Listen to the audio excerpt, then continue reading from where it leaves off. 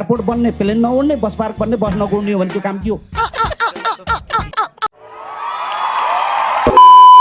ए भन भन भाइयो, भन कति खाइयो, भन छिटो चाहियो, लौ छिटो भन, यता भन। भैलीको शैलीमा प्रश्न हुँदैन। अस्ति गरेको प्रश्नमा म अडिक छु, मजबुत छु। कहीँ कतै कोही साथीहरूलाई मेरो मानवर्धन भयो भन्ने लाग्छ भने यहाँ उतापट्टि अदालत छ, गएर मुद्दा हाल्नु होला। कठघारामा उभिएर जवाफ दिनलाई म तयार छु। अभी मजा आएगा ना भिडो। हावा लागेर चरा उड्छ। यो बेलामा 3 करोड नेपाली जनतालाई कृपया सिट बेल्ट बाँधेर बस्दिनु होला, एकछिन नहल्दिनु होला, एकछिन नाच्दिनु होला। हामी यो लामो समयदेखि मडारिएको कालो त्यो बादलभित्र हामी हिँडिरहेका छौँ। त्यो यात्रा गर्दा केही समय हल्लिन्छ। हाम्रा पाइलटहरू अनुभवी हुनुहुन्छ, बुझेको हुनुहुन्छ, त्यसैले चाहिँ यसमा आत्तिनु पर्दैन। होइन, प्रधानमन्त्री आउनुहुन्छ, बेला आइसकेपछि उहाँ आफैमा कलाकार पनि हो, दोहोरी फर्काउने बेला आइहाल्नुहुन्छ। नाक कहाँ पर्छ भनेर छानबिन समिति बनाउन जरुरी छैन। नाक यहीँ पर्छ भन्ने कुरा सबैलाई जानकारी होस्। यसो हेरेको छु, हामी फेरि टकटकाएर खरानी टकटकाएर उठेर आउँछौँ भनेका छन्। तपाईँले टकटकाउनु पर्दैन गगनजी, जनताले टकटकाइदिइसक्यो त। जनताले टकटकाइदिइसक्यो त तपाईँलाई। जनताले खोजी खोजी टकटकाइदिइसकेका छन्। अब तपाईँले टकटकाउनु पर्दैन, खरानी पनि पखाल्नु पर्दैन। पाउनुहोस्, केही समय 6 महिना पछाडि जनताको अर्को बाढी आउँछ, त्यसले पकाएर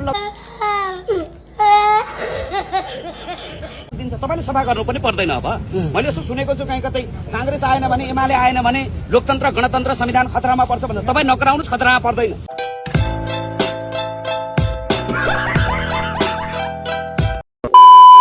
खुर्सानी भएपछि पिरो हुनु पर्यो, ट्याक्कै लागिहाल्नु पर्यो।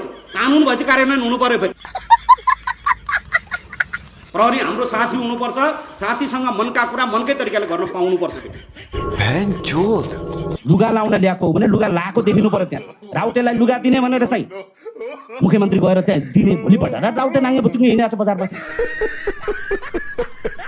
5 लाख रुपियाँ दलितको जीविकोपार्जनमा क्षमता अभिवृद्धिमा आउने, त्यो पैसा दिन पर्यो भने कलेजो दिन लागेको जस्तो, किडनी दिन लागेको जस्तो, मैले त्यसमा हातै नहाल्ने, यस्तोमा लाग्नु हुन्न अहिले भन्ने त्यो मुख ल्याउने त्यो हुँदैन।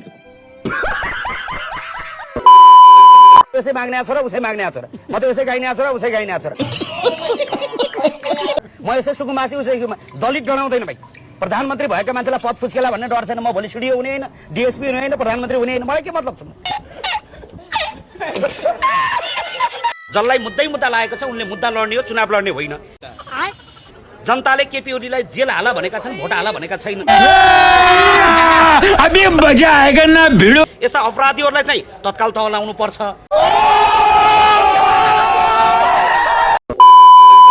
धामीको मुद्दा धामीले, कामीको मुद्दा कामीले, कार्कीको मुद्दा कार्कीले छानबिन गर्न पाइँदैन।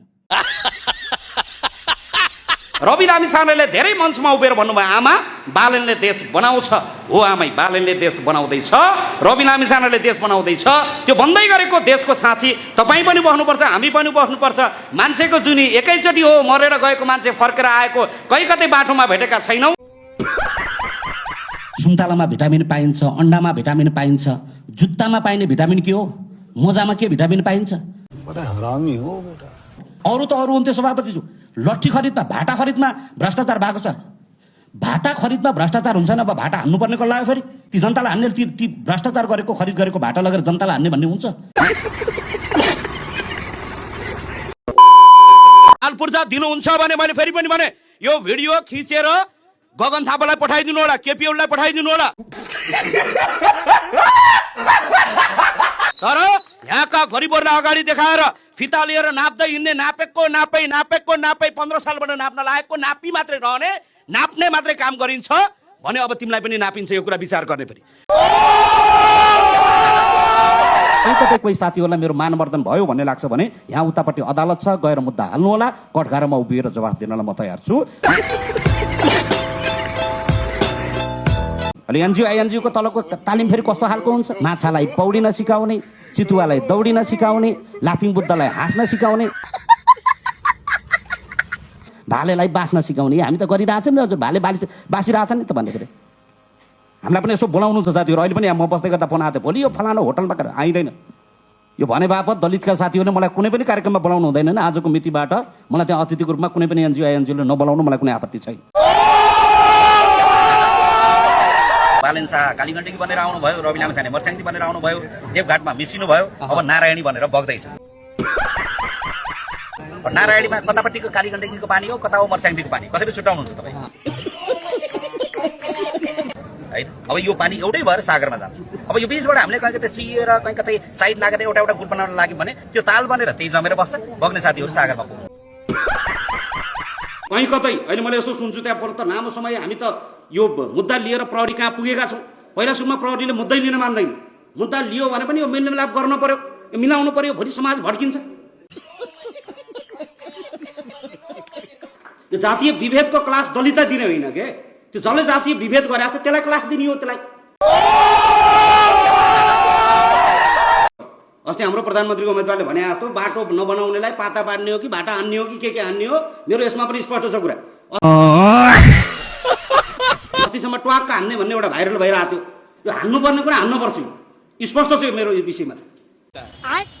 अहिले अस्ति मेरो एउटा आयो त्यहाँ फेरि खगेन्द्र सुनारले मास्टरलाई भाटा हान्छु भन्यो भने विद्यार्थीलाई पानी छोइनुमा मास्टरले निलडाम हुने गरी हान्ने, पिट्ने विद्यार्थीलाई।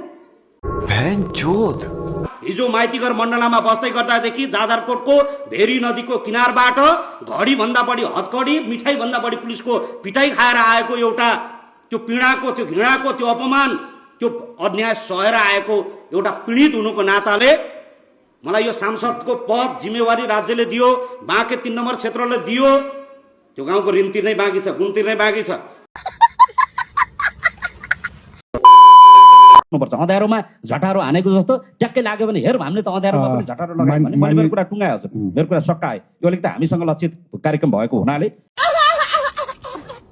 हामीले बदमासी गरेर आएको मान्छे होइन, गद्दारी गरेर आएको मान्छे होइन, केही गरौँ भनेर एउटा समाज एउटा उठाएर आएको मान्छे, एउटा जुटाएर आएको मान्छे हो। यहाँ जातका कुरा, धर्मका कुरा, वर्ग क्षेत्र लिङ्गका कुरा छोडिदिनुहोस्। देश पहिला हो, देशपछि अरू, त्यसपछि अरू।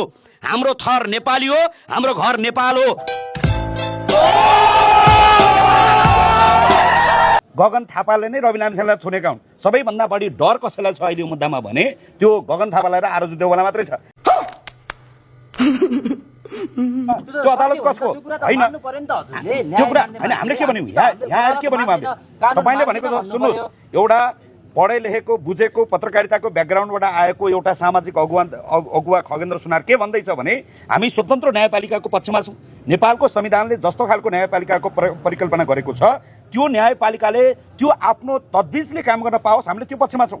तर कङ्ग्रेसको निर्देशनमा फैसला हुन्छ भने, एमालेको निर्देशनमा फैसला हुन्छ भने, सत्ताको प्रभावमा परेर न्यायालय चल्छ भने हामी स्वतन्त्र न्यायपालिकाको पक्षमा छौँ। न्यायालय मजबुत हुनुपर्छ। यो कुरा खगेन्द्र सुनारले भनेको होइन। पूर्व प्रधान न्यायाधीशहरू के भन्दैछन्, न्यायाधीशहरू के भन्दैछन्, त्यही आगोले रवि लामिछानेलाई पोल्ने, त्यही आगोले दलितलाई पोल्ने, तर त्यही आगोले यिनलाई सेप्ने भन्ने हुन्छ भने आगोको बारेमा प्रश्न उठाउनु पर्छ कि पर्दैन?